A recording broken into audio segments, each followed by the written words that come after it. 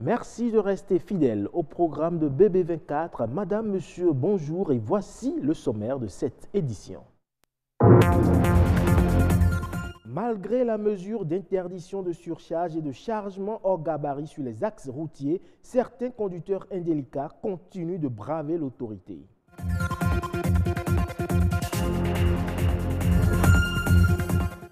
Dis-moi Doc, c'est le nom d'une application qui permet de rester constamment et gratuitement en contact avec un professionnel de santé. Elle vous accompagne en vous proposant des solutions innovantes.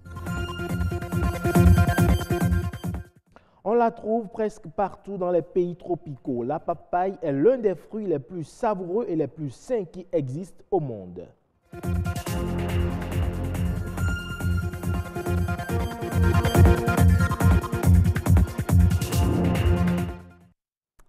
Je le disais dans les titres, une des causes à l'origine des accidents sur nos routes, c'est bien les surcharges et les chargements hors gabarit. Malgré les peines pécuniaires prévues par la loi, des scènes de surcharge et de chargement hors normes sont fréquentes dans la circulation. Sécurité des usagers, état des véhicules et des routes, constat fait par Clotaire Awekou et Louis Koudogbo sur quelques artères de la ville de Cotonou. C'est aujourd'hui une banalité de voir sur nos axes routiers et en pleine circulation urbaine des cas de surcharge et ou de chargement hors gabarit.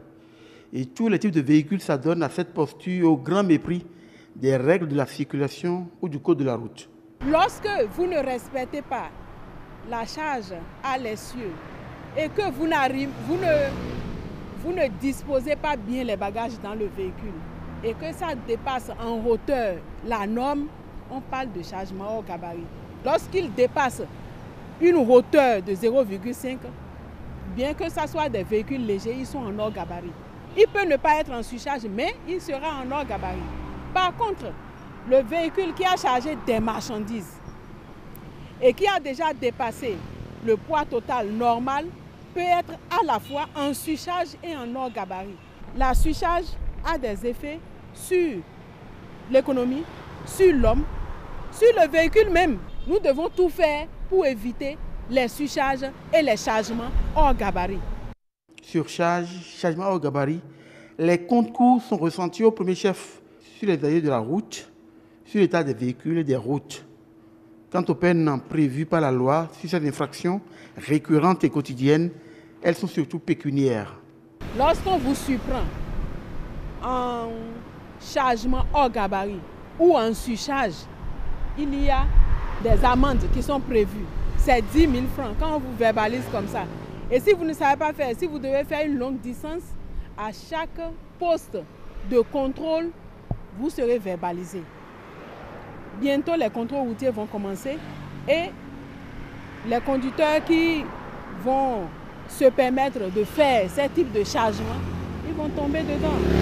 Donc, si nous sommes là pour lutter contre les accidents de la circulation, la surcharge aussi participe aux accidents de la circulation. Le chargement hors gabarit participe à la survenance des accidents. Travail de sensibilisation, d'éducation au code de la route ou d'éducation civique des conducteurs des véhicules et des agents des routes pour voir progressivement disparaître ces cas de surcharge et ou de chargement hors gabarit sur nos axes routiers et en circulation urbaine ou périurbaine. Premier prix du concours Africa Mobile App.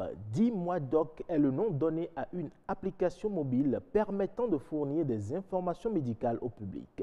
Les prix de certains médicaments à la pharmacie, les médecins disponibles et le prix de consultation dans plusieurs formations sanitaires sont entre autres avantages disponibles sur l'application une fois qu'elle est téléchargée. Le promoteur de la dite application, Axel Zanou, nous parle de sa start-up. Il est au micro de Mathieu Soukenou et de Sylvania Tchanou. Vous pouvez avoir le prix des médicaments qui sont vendus à la pharmacie aujourd'hui grâce à l'application Dis-moi Doc.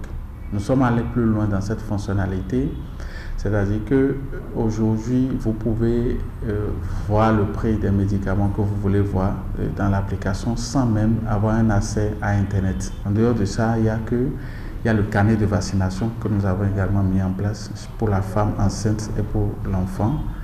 Le calendrier de vaccination les pharmacies de garde, aussi bien au Bénin que dans les pays de la sous-région. Qu'est-ce que nous y gagnons? Déjà la satisfaction morale de pouvoir aider la population à, disons, à avoir accès à un soin de santé de qualité. Ça, c'est une satisfaction qui n'est pas monnayable. Sur le plan pécuniaire, il faut dire que les orientations qui se font dans notre réseau. Nous avons développé un certain nombre de services secondaires. Aujourd'hui, nous avons la possibilité de vous faire un soin à domicile.